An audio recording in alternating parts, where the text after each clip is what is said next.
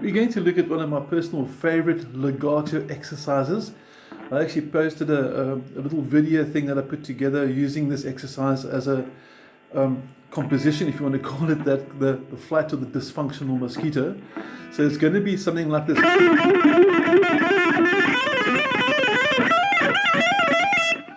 And then at the end of that, we did a nice little run which went from here.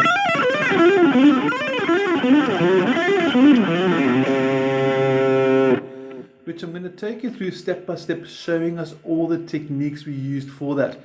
Like we said, it's legato. Legato means the notes are nice and flowing, nice and fluent. There's no real pauses. We can give a staccato effect to it, actually, ironically enough, by palm damping it a bit. But in essence, it's a very legato phrase as a result of the hammer-ons and pull-offs. Now I'm going to focus more, for starters, on my fretting hand. And the whole thing is based around a set of two intervals, a semitone and a tone. So going from here, semitone, upper tone. Now you'll notice over here that I'm only picking this note. So that note I'm picking, I'm hammering on there, I'm hammering on there, I pull off there, and I pull off there. And for the last note, I go up a string to fret number 7, and I actually hammer it on. I'm not actually picking it.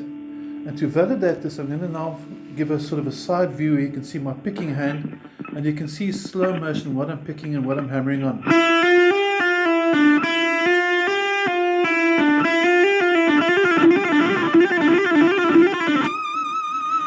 The pinch harmonic always sounds cool. And then obviously with a bit of palm damping, if I bring my palm onto the strings like that, I get a very nice, almost percussive sort of effect. With the pinch harmonic again. I grew up in the 80s, so pinch harmonics were the thing back then.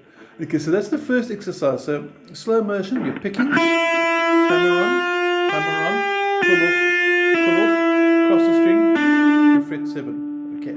Now, my thumb is resting heavily on the strings as well if I'm going to go for the non-dampened version. So my thumb over here is resting on the strings, you can see that. And that makes sure that I don't get any excess string noise that I don't really want to have. So resting the palm on the strings, you can see the strings moving there slowly. Now, the first exercise, back to the fretting hand, was basically 5, 6, 8, 6, 5, 5, 6, 8, 6, 5, ending on the 7 above that.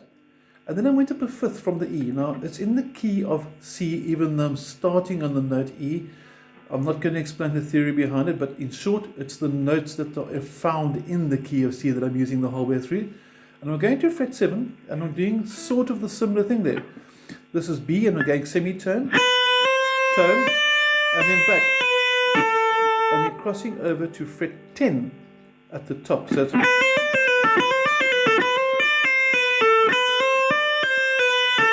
And again, that last note is a result of a hammer-on. So there's no sort of pick notes on the last note at all. Everything is a result of one pick in the beginning. And this, just to verify one more time, we're going to quickly just show you that you're not cheating with the picking hand. And it's pick, hammer, hammer, pull, cross over, hammer on like that. So we started here.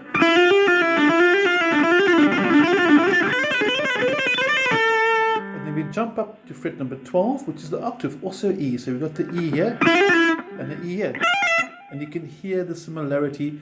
And the E is going to go also semitone, tone, back, and then upper string. So slow motion, this is going to go 12, 13, 15, 13, 12, cross the string. And that gives us the basic idea.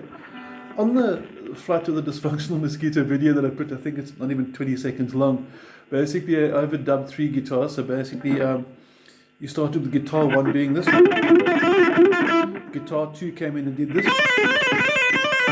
then guitar 3 came in here. And then at the end of it, we did a long legato run, running all the way down from fret as high as fret 15 down to fret 3. So we did this.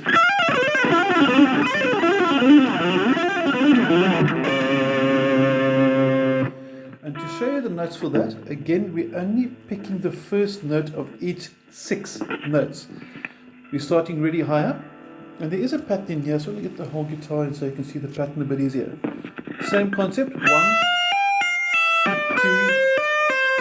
3, 4. Okay, we got that.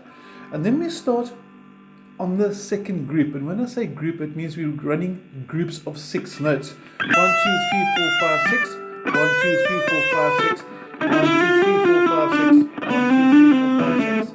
And you take it slow motion now. First group, second group, third group, fourth group. And you start the next batch of 4 notes on the second group of the first batch. I'm going to say it again slowly. Okay, you got your 4 groups. Each group has got 6 notes. 1, 2, 3, 4. And your next batch starts on the second note. And the trick over here is to jump all the way back, so it's a nice accuracy exercise. From here, slow motion.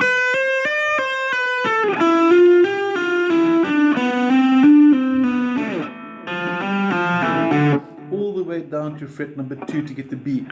I find sometimes that's really actually almost more difficult to play it super slow to demonstrate it, because you're so busy focusing on the note you tend to not become natural anymore. Okay, so one more time. First batch. Second batch.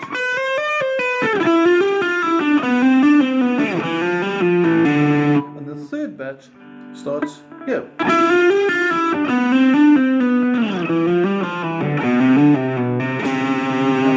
C note over there.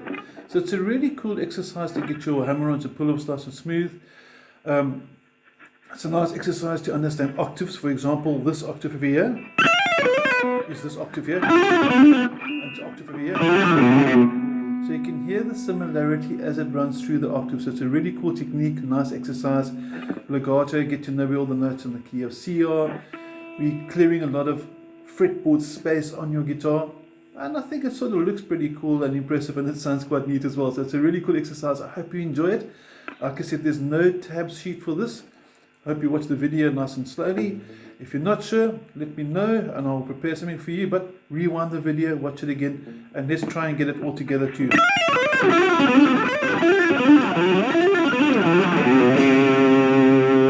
And there we have it. Have an awesome day. Thank you.